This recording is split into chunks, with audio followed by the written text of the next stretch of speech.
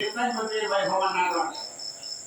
అలాగే మన ఎంతోమంది తర్వాత ఈ పైసలు కట్టే విధానం బంగారం వెండి రాగి తీగలతో కానీ లేకపోతే పసుపు నూలు దారాలతో కానీ గర్భలో రోజులతో కానీ కట్టొచ్చుకొని కత్తిరించి 3 పేటలు వేసి 30 పేటలు అంటారు. నేను ఆ పరిశ్రమ కట్టడం అనేది జరుగుతుంటుంది.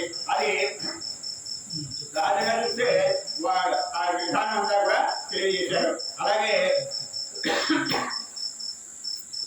శ్రావణ శుక్ల పక్షం 15 రోజులు కూడా 15 దేవతకి పవిత్రారోపణ చేయడం అనేది విజయగుప్తంగా చెప్తూ ఉంటారు మాటని.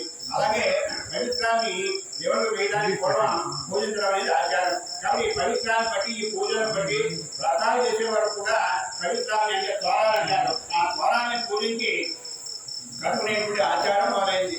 శ్రావణ పౌర్ణమి ముందుగా వచ్చే శుక్రవారం మన వరలక్ష్మి వ్రతం చేస్తూ ఉంటాం.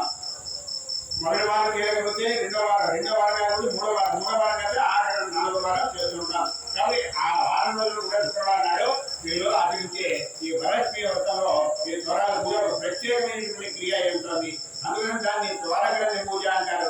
9 మూల ద్వారం దాన్ని పూజించి చేతి కట్టుకోవడం అనేది ఒక ఆనవాయితీగా పూర్వం నుంచి కూడా వస్తుంది. అలాగే ఈ ద్వారబంధన క్రియ శ్రావణ శుద్ధ